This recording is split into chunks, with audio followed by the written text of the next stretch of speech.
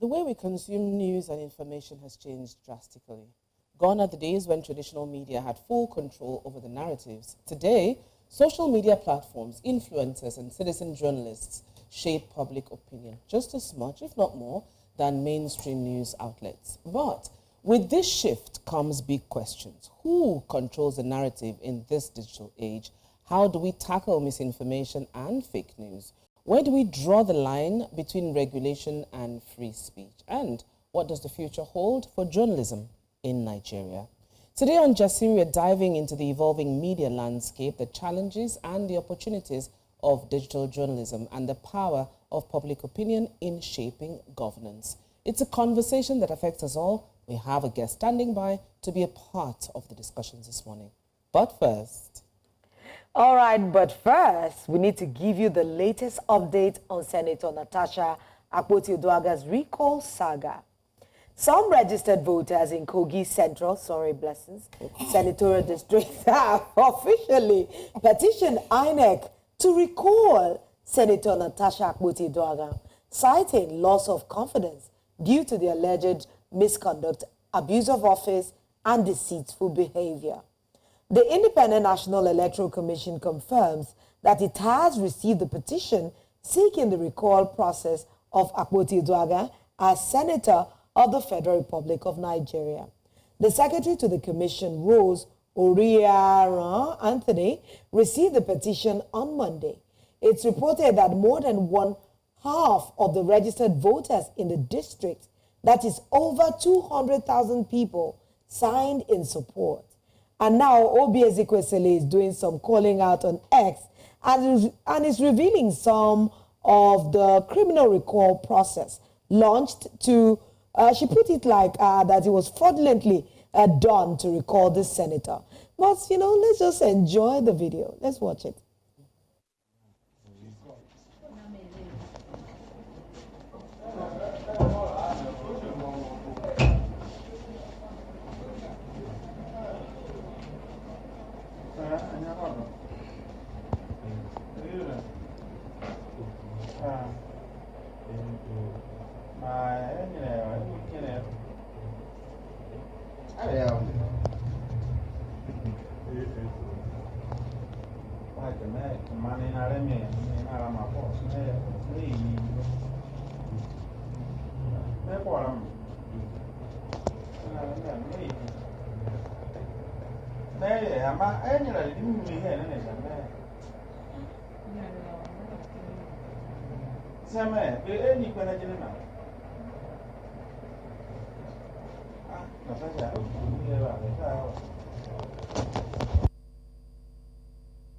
Tweet, and she says this at Nigeria Senate, Natasha Akpoti's response to Senator Natasha Akpoti's petition against him for sexual harassment. To silence her, he decided to suspend her from the Senate in flagrant violation of the Constitution and a number of judicial precedents. He and his sycophantic colleagues at the Senate added other punitive measures in absolute abuse of power and her rights. Senator Akpobio has now gone completely rogue with his co-conspirators to commence a fraudulent recall process of Senator Akpoti-Uduaghan, as you can see in the video below. Just look at how they are gathering fake signatures that were submitted to INEC to pretend that her constituents of Kogi Central, who remain solidly behind her, want her recalled. Well, as citizens who refuse to hand over our democracy over to criminals masquerading as our leaders, we are ready and waiting for Professor Mahmoud Yakubu and his colleagues at INEC Nigeria. He who has an ear, let him hear what the Spirit is saying. Let's continue. Blessings, I think more details. Okay, and from the video you just saw, the mammoth crowd of over 250,000 registered voters signing the petition. Last week, we discussed the petition and recall process. Now, where some people said that they were misled under the guise of a mobilization, while the petitioners say that they have secured signatures from over half of Kogi Central's registered voters and demand INEC begin the recall process immediately. Now, over the weekend, News Central spoke to someone from the Kogi Central Women Development who had this to say. From Kogi Central, we believe that we should be good image to women across the world. And as far as we're concerned, Senator Natasha Akpoti had not represented us in good light. It is a rare privilege for women to be able to go that far in politics. For her to be a member of the Red Chambers, we felt it was one of the good things that has happened to us as women from Kogi Central. And that's very germane for other political women, so that that chance will always be available for us. And so we're seeing that her attitude and her behavior there, it's dimming our opportunities and our chances. And so we have to speak up to say this is not what we are, and we are not being represented. Now, we also have a News Central correspondent, Marshall Ononeye Anthony, who is in Kogi Central. He's been there for the past few days, and he spoke to someone else who had this to say about the senator's potential recall. As up to 6 months. The issues she's raised on sexual harassment. Talking about sexual harassment, Natasha Akpoti-Uduaghan is above 40 years. I find it very alarming that you are raising a sexual harassment issue without evidence. If she had brought evidence, trust me, the entire Kogites would have risen up to say no to Senator Akpabio's harassment. But you've been saying sexual harassment without basis. If you say you are being sexual harassed, what are the evidences, and why is it now that she's bringing it up? She said it was a time some months ago, everything some months ago. If you are being sexual harassed, we, the entire Kogites, will rise up for her if she has evidence. We are asking, if you are being harassed and you have gone to the international community to allege somebody of sexual harassment, it should be backed up with proof and evidence. We are not going to be driven by emotions, crying. It's not going to solve this. We are saying, give us evidence where Senator Akpabio, the Senate President, harassed you sexually. Natasha Akpoti-Uduaghan is not a baby. She's an adult. And as such, she would have had evidences where the Senate President either sexual harassed her by writing or by anything. But now you're just saying he sexual harassed you. We are giving now weeks to present to the entire Kogi Central Senatorial District people where the evidence is. But till now, no evidence. And we cannot afford not to have it. Now, Senator Akpoti-Uduaghan, who secured her Senate seat after a Court of Appeal ruling in October 2023, has yet to respond to the petition. She was in her senatorial district on Monday and received by a mammoth crowd, and she did address them saying, "I am your senator." Now, INEC is required by law to verify the signatures and conduct a referendum before finalizing a recall.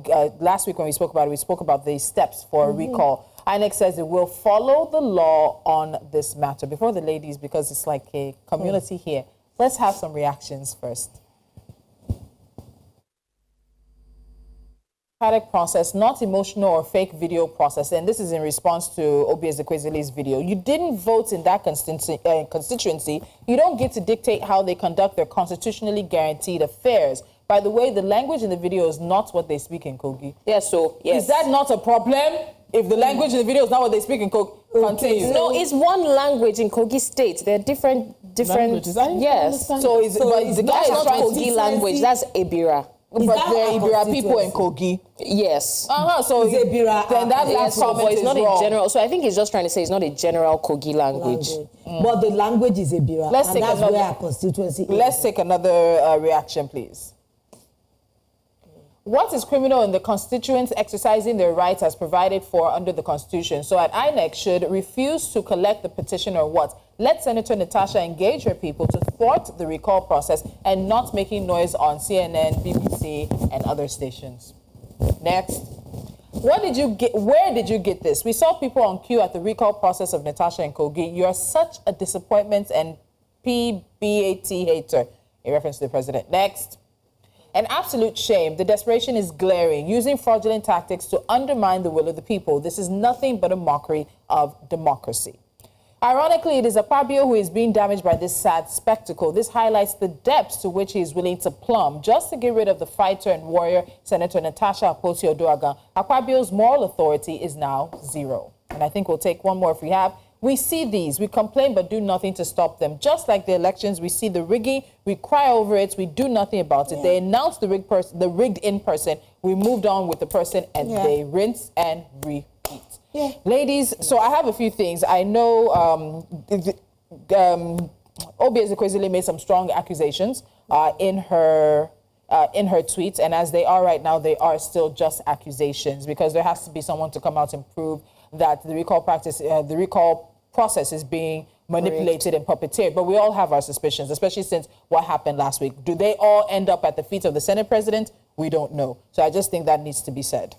It's bad enough that you cannot fight as a people against or for a cause. But I agree with this, the first speaker, Femi, in response to Obi Ezekwesili, when he said that something in response to is not on you to dictate what happens. And I know that sounded a little derogatory, but the truth is, it's like the constituency itself. They're fighting for you, but you're fighting against yourselves. Yeah. You're not united. And at the end of the day, the majority has to say. Those people who have come together to forge the signatures, those people who have come together to express themselves, claiming that they're talking for the entire registered voters, if other people do not come out to speak against it. And to be honest, in all fairness, I do believe that if Natasha also wants to fight the petition, and she should focus on that, going about sharing rice and saying I'm your senator would not solve it. Oh, did she share rice yesterday? Yes, she did. Oh, I didn't see it. It would not solve the problem. No. So truly, to be honest, again, I do not agree with the manner they speak about it. But at this point, if you have evidence or you want to continue fighting this cause, I think you should continue fighting this cause. But the evidence doesn't go to the people, and I think that's the point we need to make. There is yet to be a substantive panel that has asked her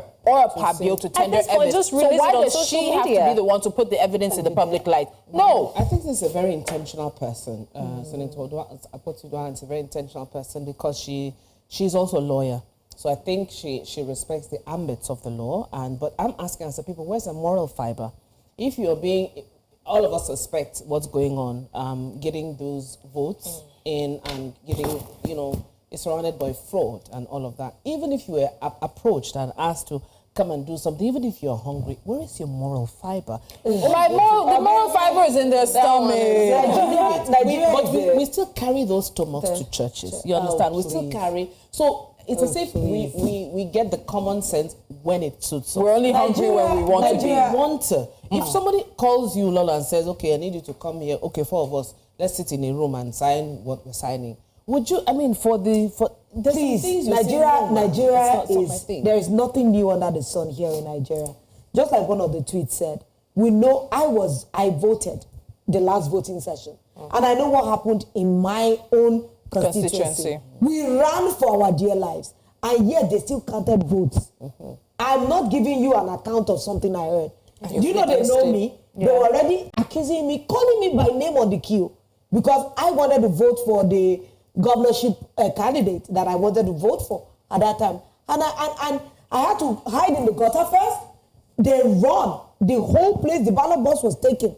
And yet, they could count votes. They counted votes. So which votes did they count? So even this video, no matter how blatant it is, this country is so, I don't have words to describe how we take information. Yeah. This video is just going to become one of the videos we ever saw. Videos came up during the election of ballot boxes being stolen, and yet we know what came out of it. Yeah. So this one is as if the unified or the opposition is against a person. For her to come out unscathed, I would know that an angel must have come from heaven, that we saw it descend and shine light, and everybody maybe fainted. And I think but in this country, so let me just add, because of time, and I have an update, funny enough, because of time and because of the updates, at the end of the day, there's still not an investigation. There's still no investigation allowing her to present evidence, allowing a Fabio who is the accused to defend himself. All of this is being carried out in the courts of public opinion, and is being carried out for our attention. There's still not an investigation that has been started by the Senate or by whoever. And there are multiple layers of people who could have insisted on an investigation. That hasn't been done. They said the part of the things you said in that referendum, that, okay, they need to verify.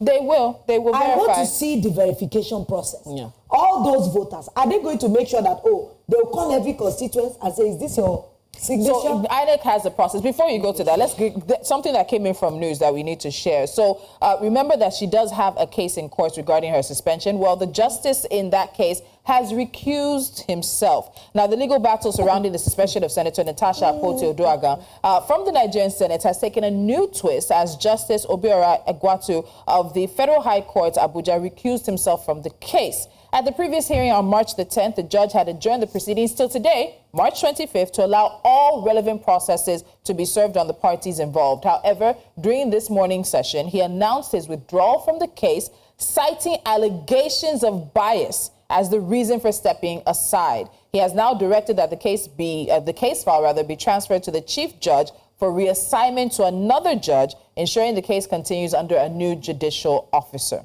Okay. Yeah. So that's legalese, and it's another update. It's a conversation that we're going to have to flesh out. It will flesh out on its own naturally, but we'll keep an eye on this story because it's interesting. My eyes are paining me. It's interesting how it's going to go. I mean, I have some theories, guys. But now, you're diverting again. No, I'm not diverting. When you repeat yourself, you say, "Awami, Mutisha, Awami." All right, so we're going to shift gears. We're going to go on a break, but after the break, let's look at how digital technology is reshaping the way we consume news, the power of social media in controlling narratives, and the challenges of misinformation. We'll also look into the debate on regulation versus free speech. Lolade Nwanze, journalist and PR communications consultant, joins us after the break. Stay with us. Justine continues shortly.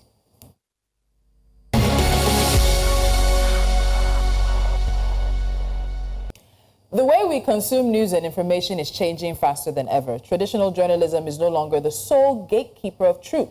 Social media influencers and citizen journalists are shaping narratives, sometimes even before the mainstream media can catch up.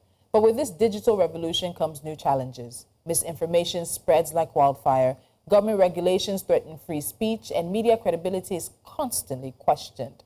Today on Jasiri, we're diving into the future of media in a digital age. How do we balance regulation with freedom? Who controls the news we consume? What role do influencers and activists play in shaping public discourse? And are women in media finally breaking through barriers? It's a big conversation and we're unpacking it all. Now, let's get started. Our guest today is someone who began her career in traditional mainstream journalism, where she honed her skills in reporting, storytelling, newsroom operations, editorial consulting, media business, and peaked as head of digital at the Guardian newspapers. Lolade Nwanze is a journalist, digital expert, and PR communications consultant. And she was recently endorsed as a global talent in digital technology by the United Kingdom and joins us now. Lolade, welcome to the show.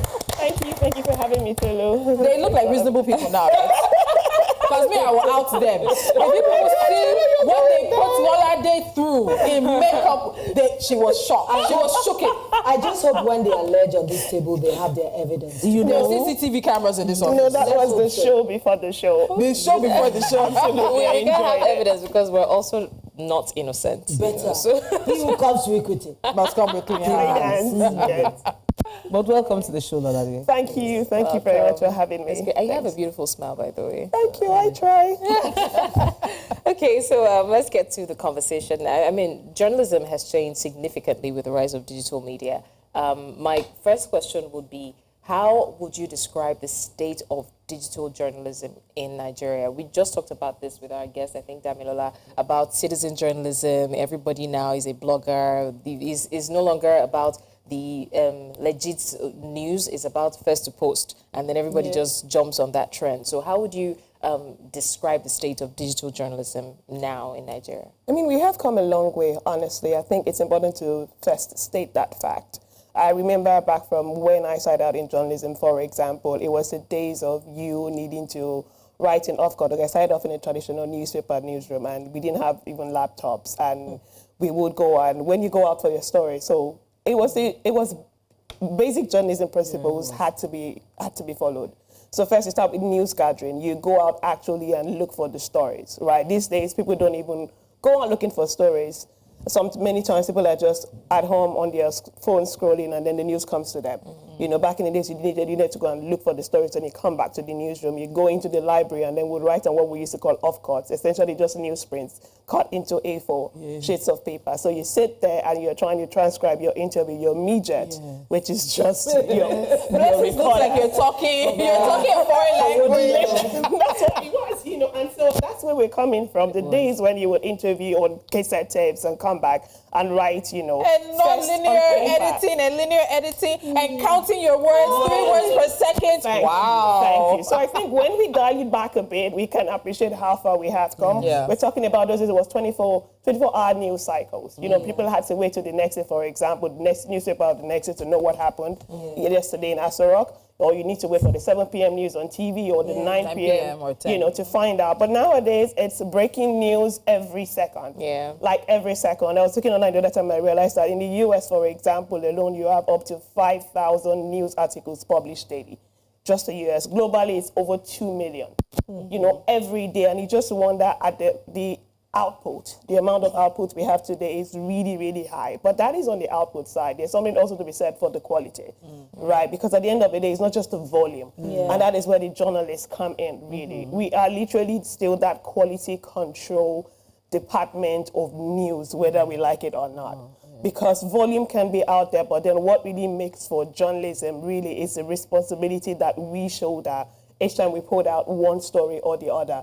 It's the media laws, it's the ethics, right, that we need to comply with before we put out a story. It's the completeness, the objectivity that needs to be there. Many times you see stories on social media, you're just like, okay, this story wasn't ready. It was put out a bit too early. Do you get? But these days, people just want to put it out. You're not completing the process before you then expose the output to the final consumer. And everybody is hiding under the guise of allegedly. I was going to say that. They think allegedly is like the thing that's going to protect them from lawsuits, from defamation and slander. Allegedly does not protect you like that. No, it doesn't. It's interesting how you have summarized and broken it down, because that is what is going on. But now the question is traditional media struggling to make the digital shifts? Are they being left behind? Where do they stand? Because you hear in some quarters where that social media has democratized information. And so, you know, some people say it's democratized information, others believe it's led to more misinformation. Where do you stand? I think it's both, honestly. What does democratizing a process mean? It just means making it, it becomes more easily accessible. That's it. What does it do? It lowers the entry barrier. And that can be for good and for bad. It has its pros and cons, honestly. What it means is that there are more players because the platform, everybody now has a platform. So that's where you see that, you know, sometimes stories are released too early, wasn't ready. Exactly. And so at the end of the day, I think that what we would have to do with traditional media also, part of the fault that we had initially was that we didn't embrace digital journalism early enough. I remember very well this was 2007, 2008, I was still working at the Vanguard newspapers at the time. And, you know, digital journalism was literally just starting in Nigeria in many ways. But then it was just a saying that, oh no, that the internet had too many shortcomings to be taken seriously. How many Nigerians would ever be able to buy BIS? Because it was BlackBerry. BlackBerry internet subscription. Do you know BlackBerry? Yeah, I know. Hello? Do you? Yes, I never used it. My sister has used it. But do you get? I mean, like, how many Nigerians would ever be able to buy a BlackBerry and then be doing monthly subscription of what, 3K every month? Do you get? So and it was just like this thing was never going to take off, and so we did not make the pivot early enough. But there were some private individuals, you know, that just started, you know, posting stuff in their bedrooms, right? And then before long, there were more people looking in that direction. And then the entire world, of course, had taken up. And then we now had to start playing catch up. And that's where the challenge really is. That was the first problem, the first challenge that we did have. We didn't start off early. And then now that we also have, and then we eventually joined the game and all of that, right? But now, what I want to say now is that we can't afford to look at it like, oh, traditional journalism, then digital journalism. It has to be a mix of both. We can't play us versus them. Honestly, if any media business is thinking of going far in the current world that we are in, you have to be everywhere. You need a mix. That's what's going to work. So mainstream journalism, yes, but then at the end of the day, all these things we're talking about are platforms, right? So you have a digital platform, right, and then you also have the traditional platform, right? At the end of the day, you just make sure that it is journalism that you're still streaming on both platforms. So it can't be us versus them. You know, I'm looking, you know, a lot of Nigerians, especially when this new digital age caught up on us, a lot of them just did not trust traditional media any longer because when news comes, it comes slower. And by the time they want to get on the bandwagon, it's as if oh, this is already stale. Playing catch up. Oh, because it's so fast on the digital media. And now a lot of young people are just not patient. They don't trust the traditional media, everyone. I can't even, I was compelled to watch the news every evening. Right now, in my house, we're just going to watch either News Central and just leave it. And the news is streaming all day and different news are just catching up. But how do we put back the trust in traditional media? Because this new generation wants their news hot, fast, quick, now. So they don't want to wait for your verification. They don't want to wait for your fact-finding. They want the news now, because if they don't break it now, in another hour, it's already stale. People are already having updates on when they are still waiting for News Central to break the story and tell them all the angles, when they've already read from soft sell pages and individual pages. And unfortunately, sorry to add to that, it's like the new generation believes first to talk, now be true. Right? So any other thing is like damage control. If you try to tell them, oh, this was not what happened, as a lie, they just try to control the narrative. So two things I'd say to that. One is media advocacy. A lot of that needs to happen. And we are the ones who are going to need to advocate for media. The truth is this: if I don't know what original tastes like, I will not even know when I'm being served fake. Right? So if anybody is going to let the audience know that, okay, this is the kind of news you should trust, right? This is the process that you should go through mentally when consuming a piece of information for you to assess if it is, if it is true or not, right? This thing about people want instant gratification, no more delayed gratification. It's not just our industry that is suffering from it. I mean, it's everywhere. In fashion, look at fashion, for example, today. There's fast fashion. So you get, people don't really just want to wait for, it's only summer that you have the new sets of designs. And no, people are going through fashion like this. And you see a lot of businesses needing to adapt. Adapt is just normal. So we need to know that we're not the only ones facing that, right? And so instant gratification is the order of the day, right? And while that is the order of the day, the challenge now is on media to maintain quality, while trying to also, meet up with that. That's the challenge that we are always going to have. I mean, but then while we are trying to do that, it's just important that we do not fall into that. That trap of what's it called? Of what content creators, that's what I'd call them, and non-journalists, putting out information. We need to know that we set the standard. Honestly, we set the standard. You're saying something, but you're not saying something. So I'm going to ask you. Okay, go ahead. Citizen journalist. It feels like a misnomer. Is it a real thing? Honestly, I don't like the term. I remember being on a TV show, it was Tony Payne's show, several years back, I remember, and I said categorically on that show that the term citizen journalism is a misnomer. It should not exist, an anomaly. Do you have citizen doctors? Citizen pilots. Citizen lawyers. If you get on a plane and they say, oh, the pilot today is a citizen pilot, right? And so you jump through the window. You will not use faith to say, don't worry, I know we will get to Abuja. My love, you really will not do that, honestly. So I think it's just about, it's the same way. Journalism is a profession as sacred as any of these other ones. What do doctors do when they find someone who isn't a doctor and is parading to be one? They call them quacks. Yes. Lawyers, the same thing. Like, you can't go and represent my counsel, what's all those terms? My lord. You take a case to court and say you're representing someone, and you would say, which bar were you called to? Do you get, what is your, as a doctor, what's your, is it a medicine number? They have this number. Do you get, you don't have those things. Are you paying your fees, your dues? So, but why is it so easy to just confer the term journalist to someone who's holding a phone? Can I just poke a little? Yes, please.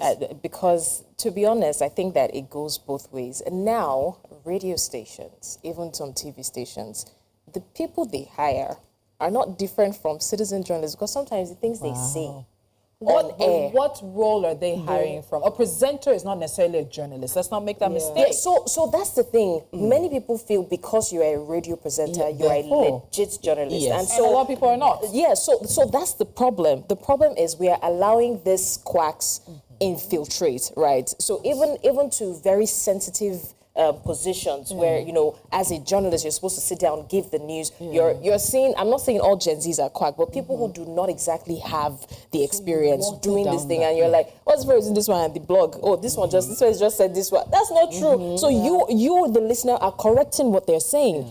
There's no difference at the end of the day. Okay, hold, pause. Let's pick up this part of the conversation. We're going on a quick break. We'll pick up this part of the conversation when we come back. Stay with us.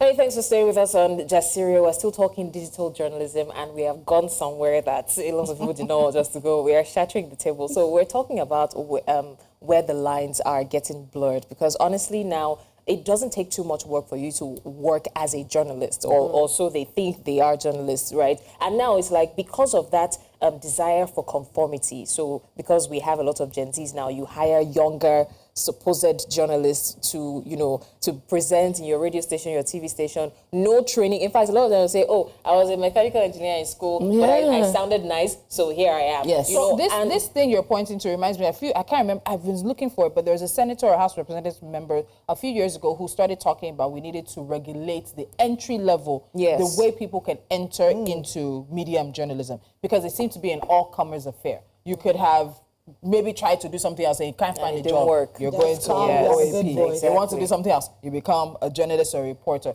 So when you look at all of that, we see how it has affected the credibility that media has. And I understand what she's talking about. We spoke about it off air. There was a celebrity recently that was giving a radio show. I almost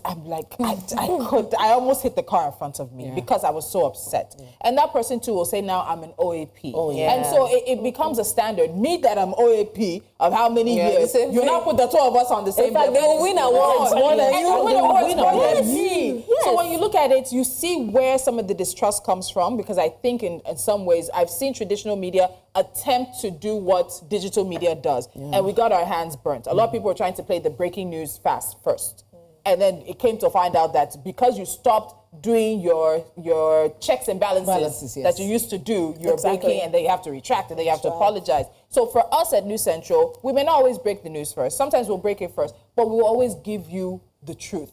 It's better for us to be known as the station that is right than the station that is first, because first is not always the right thing. So when we look at all of that, Lolade, especially in the digital era, and this issue that Blessings has brought up, how do we, is it a solvable issue? Because, what is it, locally acquired access? There was one day, one radio presenter, she broke all the tables. She started awarding people on radio awards for locally acquired foreign access. That day, I laughed.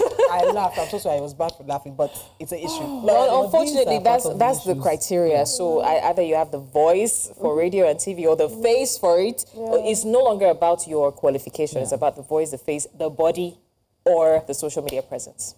I hear so, and I know a thing or two about that voice thing, because I remember while going through, I went to Nigeria Institute of Journalism. I was there for about 5 years. And I remember while I was there, I'd always been passionate about writing, so I was just super focused on my print journalism. We just like, but you had to do everything, you know, TV, radio, every single thing. And each time we went into the studio to produce at school then, I would always go into the control room, because I just like my console and everything. I'm like, no, you should be on camera. You have a good voice. I'm like, you know, people think that it's the voice that makes the OAP. That's what makes you the broadcaster. You know, you can enunciate properly. You are eloquent, you know, and that is just... It's part of the package. It is. It's like 1/10. Yes. Yeah. It should be. Of the skill that is required for a journalist to have. And honestly, there's nothing wrong with you coming from different backgrounds and say, okay, I want to go and work in media. There's absolutely nothing wrong with it. You go to every newsroom today, there are people from different disciplines. And that is totally acceptable. You just need to be trained. Do you understand? You do not come into a studio today without experience, and then you maybe undershadow somebody for 1 week, and then the next week you are presenting with them. It shouldn't be that. The basics Let me ask you a question. How long did it take you before you turned on the mic and they left you by yourself? Listen, no, we don't. Let me It took me, I think... It took me scripting my intro. It took me so many times taking my hand to the button and then taking it back. It took me a long time. Over Radio Nigeria? People had confidence in me. But I didn't have... It was sacrosanct, my goodness. Radio Nigeria. That's the word. It's sacrosanct. Yeah. I could not, I would go for, I would go for, even my ex-husband at that time was, because we're working together, would say, oh, you can do it. And I'm like, yeah, that's so easy. And to be honest, now people just put because on they just... I'm a lawyer in my background, and I know that when I wanted to foray into journalism, I knew that I had diction, I had every other thing, I had education. But there was just something about, you know, the craft that needed to be learned. And that's why I went to Federal Radio Corporation of Nigeria, and I got basic presentation Absolutely. training. You know, I went there to those And that's when I got to Radio Nigeria, do you know what the mic is? That is magic. Listen. We were meant, with 6 in the studio, you just stare at the mic and you watch, you know, your seniors do it. Cordelia Okwe, dead. Afuke Treasure. They were the seniors. The holders. Frank. Yes. We would sit with him during his show and everybody would look. But I found out that the watering down of everything that we found important. And that's because now everybody can set rig lights. Everybody And to be honest, that's one of the humbling things. Because I remember when I also joined News Central, it didn't matter that I was coming from somewhere where we spoke English. You know, I was coming from another TV station. I did the screen test and I thought I was going to start with it. And then they put me beside Madame Dolako. They said, go and be producing. I don't understand. I've done screen. And so it was humbling for me. And that was where I picked up interest in... Yes, because that was where I picked interest in feature reporting. Because I'm like, okay, I like this. The production, everything, before I even go... In fact, I almost lost interest in going on air before I actually went on air. Because it was humbling for me. I'm like, okay, so... Then I got to learn, because there's also a house style. Unfortunately, many people don't know. I got to learn that, okay, here we don't say this, we say this instead. There's a lingo for every... But you wouldn't know that if you just launched on air. We're not saying that it has to continue to be that way. That maybe because we did 6 weeks, we did 6 weeks before we went on air, everybody has to do 6 weeks. But we're asking that there are ethics, there are standards before anybody is allowed to control a mic. Do you know how many people I had listening to me before I left radio? The power you hold. The power. And this power and these standards that we speak of need to be upheld by the media organizations. So it takes me back to the question that you asked about, you know, just putting people on the microphone that are not ready. You know, you can't have big people on there, but who is making that call? Do you get? So what is our? So you now we're looking inwards, right? So our media organizations, the people making these decisions, what is the criteria nowadays? Are we just trying to be famous, right? Do we just employ engaged talents that have, you know, great followings, or, you know, on social, because we are trying to create a viral show, right?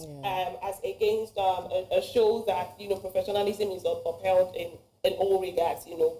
So those are the things that we need to consider. So think about it. What are the facts? What is important for us as an organization? What are our values? I think the value of many now, they'll tell you, is commercial. Money. It's money. So it's not really about professionalism or facts. They just want to be able to have a viral show. And that's okay, because they want to be able to pay staff salaries. Okay. Which is good. So that is where creativity then comes in. Okay, so please just hold the thought. This is a very interesting conversation, and honestly, this is a conversation that every communication enthusiast needs to listen to. This is Ilja Siri. We'll go on a short break. When we come back, we're still talking digital journalism. Stay with us.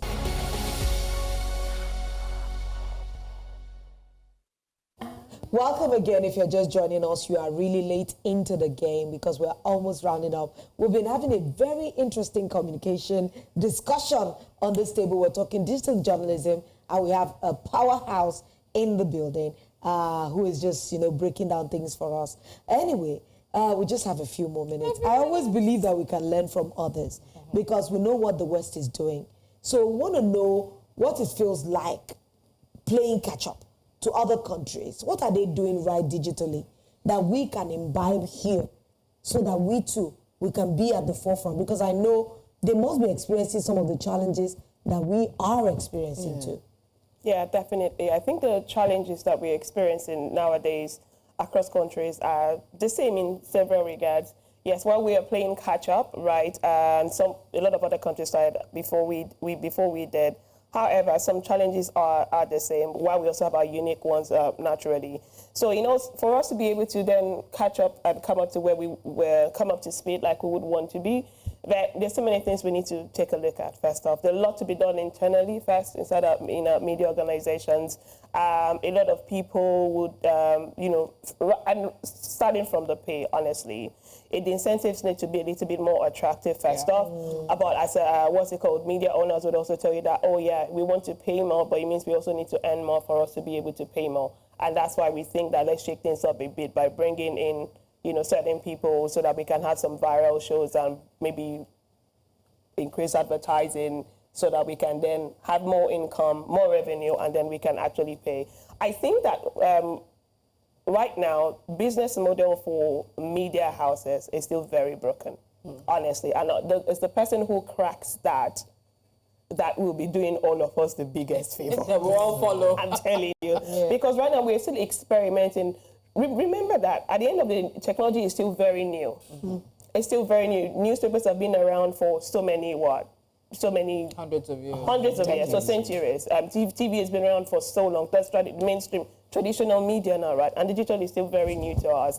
However, it has opened up a totally new vista, right? And so every day we keep finding out what additional things that we could do and new content formats. There are loads of, in those days, there were not so many bits, right? You could list all the bits in a newsroom, for example. But now there are so many new, content streams, things that initially did not exist. There are also new roles, right, that needing to exist. And the same then, people's taste it just keeps changing. Do you get that? No longer just content graphics. What they're interested in. The visuals, exactly. So it's us trying to, keep abreast of all of these changes so that we are not left behind, while also ensuring that our professionalism is intact through all of this, changes. And I think that's really what we need to do, be able to just stand out. And also, I did mention the other time about media advocacy. It's something we're going to need to do, right? An enlightened society is always better for media. The more enlightened your society is, the better people would appreciate journalism. Because if the society is not enlightened, they would take information from anywhere. Like, if I know what good water, clean water looks like, I will not drink petrol, right? If I know clean water is odorless, it is colorless, it is, if it's a petrol station next to me, I know that's not a tap. I need to find something that looks like a faucet to get water. Do you get? So that's we need to educate the audience really on what office. No, leave me alone. Me and those people will continue to fight. Lolade, I would have loved to ask another question, but we're going to have to continue our own discussion after the show behind the scenes because of time. But they're in our ear. They're literally in our ear. Really. Today's conversation has made one thing clear. So the media in Nigeria is at a crossroads. It's a lot of things that we have to take into consideration. The rise in digital journalism, the power of social media, the challenges of misinformation are reshaping how we consume and interact with the news. But this evolution comes with critical questions. Who controls the narrative? How do we balance regulation with free speech? What role do influencers, citizen journalists, and even digital activism play in shaping our society? Questions, questions, questions.